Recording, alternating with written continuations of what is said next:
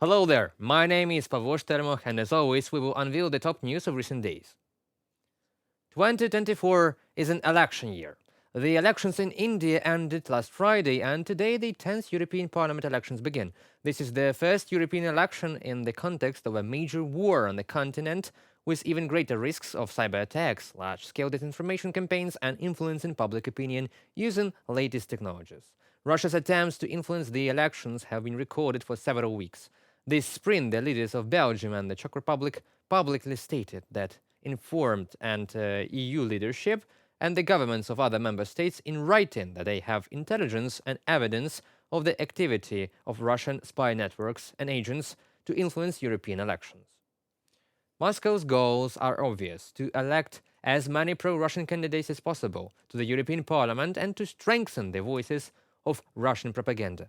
Moreover, there is no question of their victory and the formation of EU policy by Russia. The chances of such a success of pro-Russian players in the elections are by zero. But it is quite possible that Russian influence will increase, which poses a threat to Europe as a whole and Ukraine in particular. However, despite the efforts of the Russians, the general distribution of forces can be predicted. The first place in the parliament will probably be retained by the EPP, which leads the polls by a huge margin. On the second, as now, there will be Social Democrats, the EPP position itself as a principal ally of Ukraine. In April 2024, the party called on European institutions to develop an EU plan for the victory of Ukraine, which envisages increasing the EU's military capabilities and production for long-term and sufficient support of Ukraine. Although the functionality of the European Parliament is limited compared to national parliaments, this body nevertheless has an influence on European politics, gives consent to the adoption of legislation, determines the agenda and philosophy of political decisions, approves the composition of the European Commission and the highest EU officials, etc. And the European Parliament is one of the most pro-Ukrainian institutions in the world right now. We thank you for that. It has long and consistently advocated the beginning of Ukraine's accession to the EU, and before that, it was one of the leaders of the abolition of visa restrictions for Ukraine. And already during the full-scale invasion of the Russian Federation, the European Parliament adopted a decision to recognize Russia as a terrorist state, called on EU member states to impose tougher sanctions to provide Ukraine with weapons and additional air defense systems. Well, we monitor carefully what is happening in the European Parliament, and we really hope that the 11th elections will already take place on Ukrainian territory too.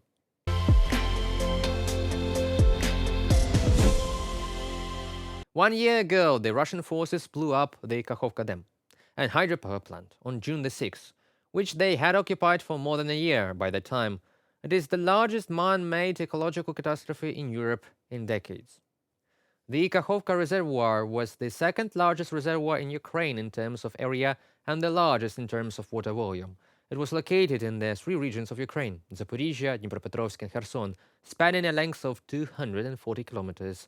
Therefore, the consequences of this terrorist attack on wildlife are visible over an area of at least 5,000 kilometers in square, including the flooded and dried up zones. The zone that was covered by the reservoir's waters for the past 68 years is now exposed, exceeds 1,000 kilometers. We are talking about consequences of the Kakhovka HPP dam explosion solely for wildlife, although there are all sorts of ecological effects that are equally important and sometimes terrifying implications for the economy, energy, population, and ultimately nuclear safety for Ukraine and the world, which should be evaluated by relevant experts. The main stage of elimination of the consequences after Russian occupiers blew the Kakhovka HPP was completed in just 3 months. According to the Ministry of Internal Affairs of Ukraine, 180 settlements of the Kherson, Dnipropetrovsk, and Mykolaiv regions, where almost 900,000 people lived, fell into the disaster zone. Almost 700,000 Ukrainians were left without access to drinking water. 148 tons of drinking and technical water, 119,000 tons of products and essential items were delivered. These are all the results of one explosion. Currently, instead of a man-made sea in the lower reaches of the Dnieper, there is a land front line, perhaps the wildest and most unusual in the history of all wars, with an average width of 9.3 kilometers and a maximum width of 25. These are the characteristics of the former reservoir. The right bank is controlled by Ukraine, the left bank is occupied by the Russian army, and it was the efforts to stop the Ukrainian counteroffensive that caused the dam to be blown up in the first place. The explosion of Kakhovka Dam convinced even ardent skeptics. The Russians will take down the nuclear power plant without batting an eye if the Kremlin sees the need for it. Today, the Dnipro flows around its old course, and willows have grown on the territory of the former reservoir. Ecologists say that over time, other plants will appear, and there will be probably a forest there, which Russia will try to burn. It burns everything on Ukrainian land and cannot not burn it. It floods, it litters with mines, with shells, with rockets. The Kremlin is not sorry for the Ukrainian land, but we are very sorry.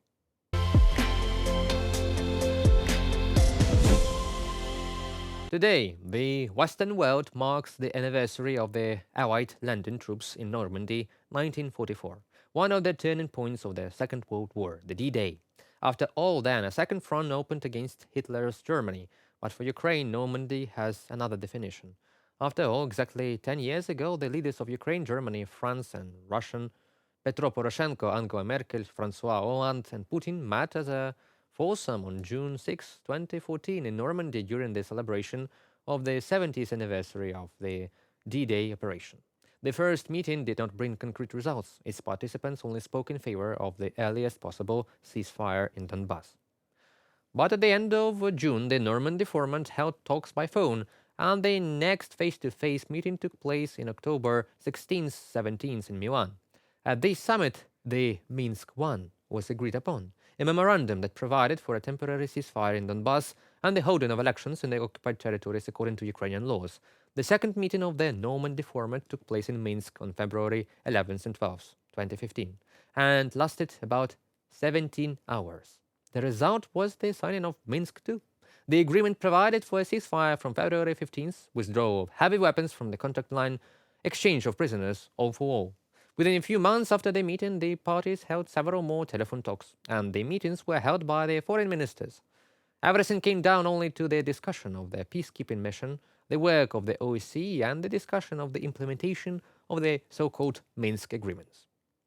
In 2015, in general, the Normandy contact group communicated by phone quite regularly. In the same year, around negotiations took place, but this time in Berlin. The leaders agreed on a ceasefire, the withdrawal of weapons, and the expansion of the mandate of the OSCE mission. On October 19, 2016, another meeting of the Normandy format took place in Berlin. Poroshenko, Putin, Merkel, and Hollande decided to develop a roadmap for the implementation of those same Minsk agreements. The four did not meet anymore. They held telephone negotiations. The foreign ministers always met. Everything ended with the support of the Minsk agreements. The Normandy Four met for the last time on December 9, 2019. Then President Zelensky and Putin spoke face-to-face for the first time. The conversation lasted 1.5 hours. In their statements following the results of the Normandy meeting, all leaders emphasized that the further settlement of the conflict in eastern Ukraine should be based on the Minsk agreements of February 2015. As we can see now, all the agreements of February 2015 were violated in February 2022 by the Kremlin. After all, today the leaders of Western countries are gathering again in Normandy. And you know what is interesting? In the USA, the leader has changed. In France, the president is different. Germany, there is a new chancellor. In Ukraine, there is a new president, and Putin has remained the same. Although he will not be among civilized countries, because no one wants to deal with a dictator, a murderer, and an international criminal.